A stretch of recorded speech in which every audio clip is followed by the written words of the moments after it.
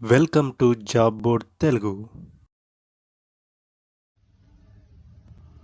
Hello guys, ఈరోజు మన job update వచ్చేసి ఫుల్ స్టాక్ డెవలప్మెంట్ అండి. డెవలపర్ రోల్ చూసుకుంటే డెలైట్ కంపెనీ వాళ్ళు హైరింగ్ చేసుకుంటున్నారు. లొకేషన్ వచ్చేసి బెంగళూరు ఉంటుంది, డిజిటల్ ఎక్సలెన్స్ సెంటర్లో. సో జాబ్ పోస్ట్ చేసిన డేట్ చూసుకున్నట్లయితే మార్చ్ 21, 2025. సో 10 days అవుతుంది దాదాపు. చూసుకోండి. లొకేషన్ చూసుకున్నట్లయితే బెంగళూరులో ఉంటుందండి. డిజిగ్నేషన్ వచ్చేసి డెవలపరు. ఓకే. సో ఎక్స్పీరియన్స్ చూసుకున్నట్లయితే 0 to 2 years వాళ్ళు ఎవరైనా కూడా అప్లై చేసుకోవచ్చు అండి. సో ఎవరైనా ఫ్రెషర్స్ ఎక్స్పీరియన్స్ ఉన్న వాళ్ళు ఎవరైనా కూడా 0 to 2 years ఎక్స్పీరియన్స్ ఉన్న వాళ్ళు ఎవరైనా కూడా అప్లై చేసుకోండి. ఎడ్యుకేషనల్ క్వాలిఫికేషన్ చూసుకున్నట్లయితే BE, BTech, undergraduate or MTech. Okay, చూసుకోండి. BE, BTech, bachelor of engineering చేసిన వాళ్ళు, బీటెక్ చేసిన వాళ్ళు అండ్ ఎంటెక్ చేసిన వాళ్ళు కూడా eligible. Okay. Sound knowledge on data structures, algorithms and excellent problem solving skills. Okay, మీకు డేటా స్ట్రక్చర్స్ మీద అయితే కొంచెం నాలెడ్జ్ అనేది ఉండాలండి. అలాగే ఆల్గరిథమ్స్ మీద కూడా and excellent problem solving skills అనేది కూడా ఉండాలి. Should have experience in Python, Java script, type script and SQL. Okay, మీకు పైథాన్ మీద, జావా స్క్రిప్ట్ మీద, టైప్ స్క్రిప్ట్ మీద, ఎస్క్యూఎల్ మీద వీటి మీద నాలెడ్జ్ అనేది కంపల్సరీగా ఉండాలండి. Demonstrated technical capability in developing applications using any industry standards RDBMS and NoSQL databases. మీకు డేటాబేసెస్ మీద కూడా కొంచెం నాలెడ్జ్ అనేది ఉండాలండి. రిలేషనల్ డేటాబేస్ కానీ, డిబిఎంఎస్ మీద కానీ, నోఎస్క్యూఎల్ మీద కూడా నాలెడ్జ్ అనేది ఉండాలి. Experience in JavaScript dialects like ES6 TypeScript. Okay, మీకు ES6 టైప్ స్క్రిప్ట్ మీద కూడా నాలెడ్జ్ అనేది ఉండాలండి. Experience in writing reusable, testable and efficient code. Okay, మీకు కోడ్ రీయూజబుల్గా, టెస్టబుల్గా, ఎఫిషియెంట్ వేలో రాయగలిగి ఉండాలి. అంటే ఆ కోడ్ అనేది మళ్ళీ మళ్ళీ యూజ్ చేసే అంత ఎఫిషియెంట్గా మీరు రాయగలగాలి. సో కోడ్ చూసుకోండి. డిజైన్ అండ్ ఇంప్లిమెంటేషన్ ఆఫ్ లో latency and high availability and performance applications. Okay, మీరు అంటే ఇచ్చిన టాస్క్ని బట్టి డిజైన్ అండ్ ఇంప్లిమెంటేషన్ చేయగలిగే కెపాసిటీ అని ఉండాలి అని చెప్తున్నారు. Implementation of security and data protection best practices. Okay, మీకు సెక్యూరిటీ మీద, డేటా ప్రొటెక్షన్ మీద నాలెడ్జ్ అనేది ఉండాలి.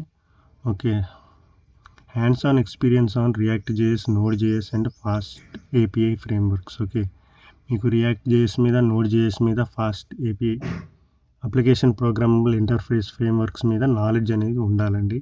Experience in building applications on cloud platforms like AWS, Azure, Google cloud platform. Okay, GCP వీటి మీద నాలెడ్జ్ అనేది ఉండాలండి. అంటే మీకు క్లౌడ్ మీద నాలెడ్జ్ ఉన్నట్లయితే ఇంకా ఎక్కువ యాడెడ్ అడ్వాంటేజ్ అవుతుంది.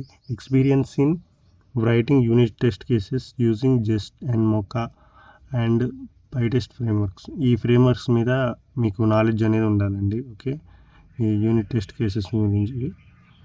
Okay, comfortable working in agile methodology and eager to learn grow. Okay, మీరు అంటే కొత్త టెక్నాలజీస్ని కూడా అడాప్ట్ చేసుకోవాలి అండ్ అలా ఫాస్ట్గా మూవ్ అవుతూ ఉండాలి ఇండస్ట్రీ స్టాండర్డ్కి తగ్గట్టు. Okay, eager to learn and grow అంటే తొందరగా నేర్చుకొని ఎదగాలని చూడాలనేది చెప్తున్నారు. సో ఇక్కడ చూసుకున్నట్లయితే ఇక్కడ అప్లై నౌ అని ఉంది చూడండి. అప్లై నౌ మీద క్లిక్ చేయండి. ఓకే, అలా క్లిక్ చేసిన తర్వాత ఇక్కడ మీకు ఈమెయిల్ అడ్రస్, పాస్వర్డ్ అడుగుతుంది. సో ఉంటే ఇచ్చేయండి ఈమెయిల్ అడ్రస్. ఇది వరకు మీకు అకౌంట్ ఉంటే ఏం పర్లేదు. సో లేని వాళ్ళు ఇక్కడ క్రియేట్ అయ్యాన్ అకౌంట్ అని ఉంది చూసారా, అక్కడ క్లిక్ చేయండి. అక్కడ క్లిక్ చేసేసరికి ఇక్కడ మీకు డీటెయిల్స్ అడుగుతుంది, వాటిని ఇచ్చేయండి అందరూ. ఇక్కడ చూసుకున్నట్లయితే ఈమెయిల్ అడ్రస్ అడిగారు. ఫస్ట్ మీరు వాడుతున్న ఈమెయిల్ అడ్రస్ ఇవ్వండి.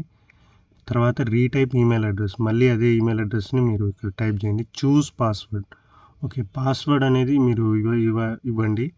ఎందుకంటే ఇక్కడ చూడండి, మస్ట్ బి 8 letters ఇవి చూసుకోండి. So no longer 18 characters. 18 characters కంటే ఎక్కువ ఉండదు. Must be contain at least 1 upper case letter, 1 lower case letter. అంటే capital A, capital B, capital A, capital B అలా ఒక upper case letter, small case letter అనేది ఉండాలి.